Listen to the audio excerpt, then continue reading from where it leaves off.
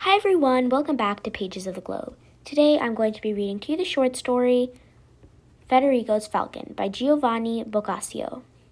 Before we start, I'm going to talk to you a little bit about the author and then we're going to jump straight into the story. So Giovanni Boccaccio is an Italian writer. He was born on June 16th, 1313 and died on December 21st, 1375. He was an Italian writer, poet, and the correspondent of the Petrarch, and an important Renaissance humanist. Born in the town of Cetraldo, he became so well known as a writer that he was sometimes known as the Cetraldese, and he was one of the most important figures in the European literary panorama of the 14th century. Some scholars, including Vittore Branca, define him as the greatest European prose writer of his time, a versatile writer who amalgamated different literary trends and genres, making them converge in original works thanks to a creative activity exercised under the banner of experimentalism. So he was very fluent in Italian, Tuscan, and Florentine dialect and Latin.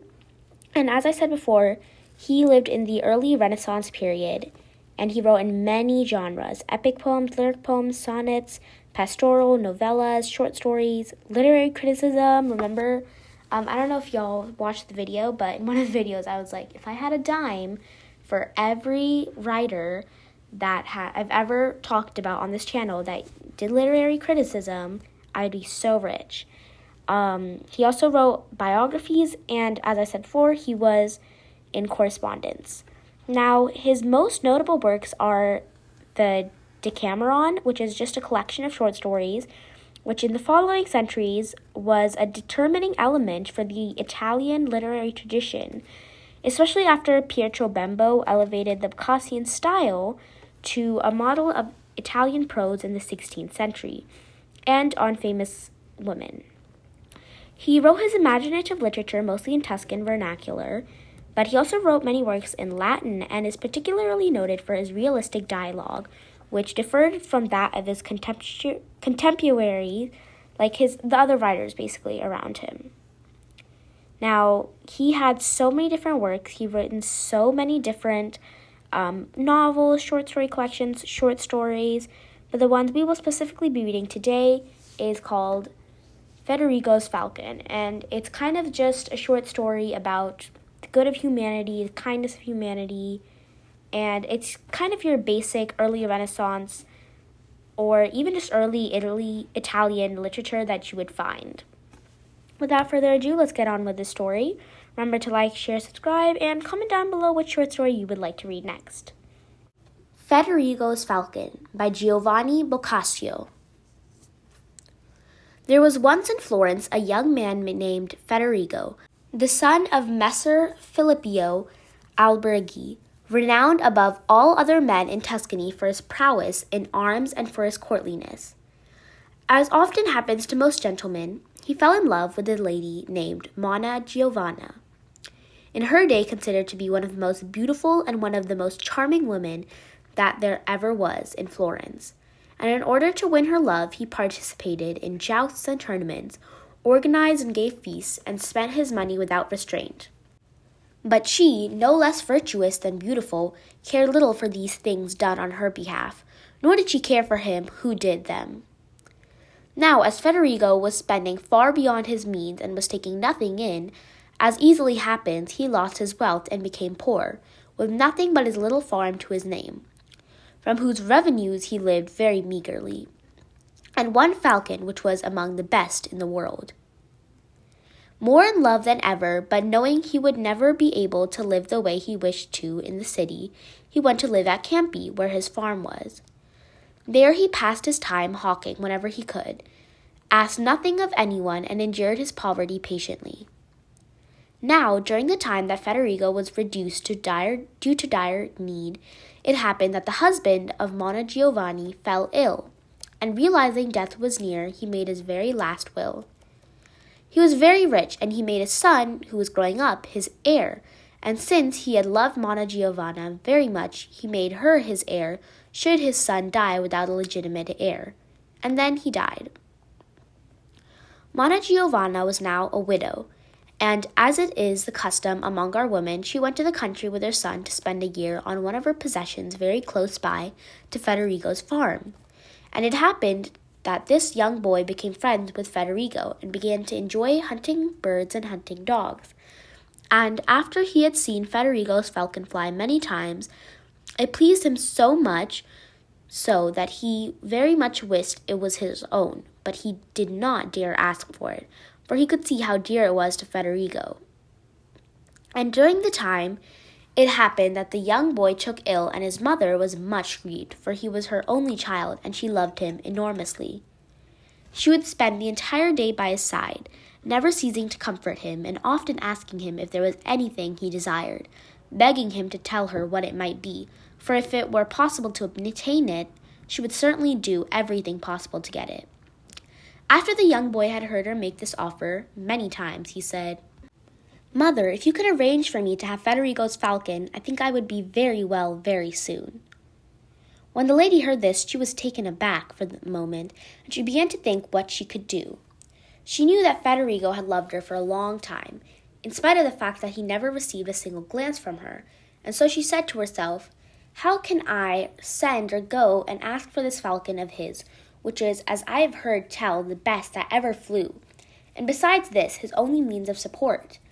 And how can I be so insensitive as to wish to take away from this gentleman the only pleasure that is left to him?" And involved in these thoughts, knowing that she was certain to have a bird if she asked for it, but not knowing what to say to her son, she stood there without answering him. Finally, the love she bore for her son persuaded her that she should go make him happy, and no matter what the consequences might be, she would not send for the bird, but rather go herself for it and bring it back to him. So she answered her son, "My son, take comfort and think only of getting well, for I promise that the first thing I shall do tomorrow morning is go there and bring it back for you." The child was so happy that he showed some improvement that very day. The following morning, the lady, accompanied by another woman, as if going for a stroll, went to Federigo's modest house and asked him. Since it was not the season for it, Federigo had not been hawking for some days, and was in his orchard attending to certain tasks. When he heard that Monna Giovanna was asking for him at the door, he was very surprised and happy to run there. As soon as she saw him coming, she greeted him with a feminine charm, and once Federigo had welcomed her courteously, she said, "Greetings, Federigo." She then continued, "I have come to compensate you for the harm you have suffered on my account by loving me more than you needed to, and the compensation is this. I, along with this companion of mine, intend to dine with you, a simple meal, this very day." To this, Federigo humbly replied, "Madonna, I never remember having suffered any harm because of you. On the contrary, so much good I have received from you that if I ever have been worth anything, it has been because of your merit and the love I bore for you. And your generous visit is certainly so dear to me that I would spend all over again that which I spent in the past. But you have come to a poor host." And having said this, he received her into his home humbly, and from there he led her into his garden. Since he had no one there to keep her company, he said, "My lady, since there is no one else, this good woman here, the wife of this workman, will keep you company while I go set the table." Although he was very poor, Federigo until now had never realized to what extent he had wasted his wealth. But this morning, the fact that he found nothing with which he could honor the lady for the love of whom he had once entertained countless women in the past gave him the cause to reflect. In great anguish, he cursed himself and his fortune, and like a man beside himself, he started running here and there, but could find neither money nor a pawnable object. The hour was late, and his desire to honor the gracious lady was great, but not wishing to turn for help to others, not even his own workmen, he set his eyes upon his good falcon, perched in a small room, and since he had nowhere else to turn, he took the bird, finding it plump. He decided it would be worthy of food for such a lady. So, without further thought, he wrung its neck and quickly gave it to the servant girl to pluck, prepare, and place on a spit to be roasted with care. And when he had set the table with the whitest of tablecloths, a few of which he still had left, He returned with a cheerful face to the lady in his garden, saying that the meal he was able to prepare for her was ready. The lady and her companion rose, went to the table together with Federigo, who waited upon them with the greatest devotion, and they ate the good falcon without knowing what it was they were eating. And having left the table and spent some time in a pleasant conversation, the lady thought it was now time to say what she had come to say, and so she spoke these kind words to Federigo. Federigo, if you recall your past life and my virtue, which you perhaps mistook for harshness and cruelty, I do not doubt at all that you will be amazed by my presumption when you hear what my main reason was for coming here. But if you had children through whom you might have experienced the power of parental love, it seems certain to me that you would, at least in part, forgive me. But just as you have no child, I do have one, and I cannot escape the common laws of other mothers. The force of such laws compels me to follow them, against my own will and against good manners and duty, and to ask you of a gift which I know is most precious to you. And it is naturally so, since your extreme condition has left you no other delight, no other pleasure, no other consolation. And this gift is your falcon, which my son is so taken by that if I do not bring it to him, I fear his sickness will grow so much worse that I may lose him. And therefore I beg you, not because of the love that you bear for me, which does not oblige you in the least, but because of your own notability, which you have shown to be greater than that of all others in practicing courtliness, that you will be pleased to give it to me, so that I may say that I have saved the life of my son by means of this gift, and because of it I have placed him in your debt forever. When he heard what the lady requested and knew that he could not oblige her since he had given her the falcon to eat, Federigo began to weep in her presence, but he could not utter a word in reply. The lady at first thought his tears were caused more by the sorrow of having to part with a good falcon than anything else, and she was on the verge of telling him she no longer wished it. But she held back and waited for Federigo's reply after he stopped weeping, and he said, My lady, ever since it pleased God for me to place my love in you, I have felt that fortune has been so hostile to me in many things, and I have complained of her. But all this is nothing compared to what she has just done to me, and I must never be at peace with her again. Thinking about how you have come here to my poor home, where, while I was rich, you never deigned to come, and you requested a small gift, and fortune worked to make it impossible for me to give it to you. And why this is so I shall tell you briefly. When I heard that you, out of your kindness, wished to dine with me, I considered it fitting and right, taking into account your excellence and your worthiness, that I should honor you, according to my possibilities, with an even more precious food than that which I usually serve to other people. Therefore, remembering the falcon that you requested and its value, I judged it a food worthy for you, and to this very day you had it roasted and served to you, as best as I could. But seeing now that you have desired it in another way, my sorrow in not being able to serve you is so great that I shall never be able to console myself again.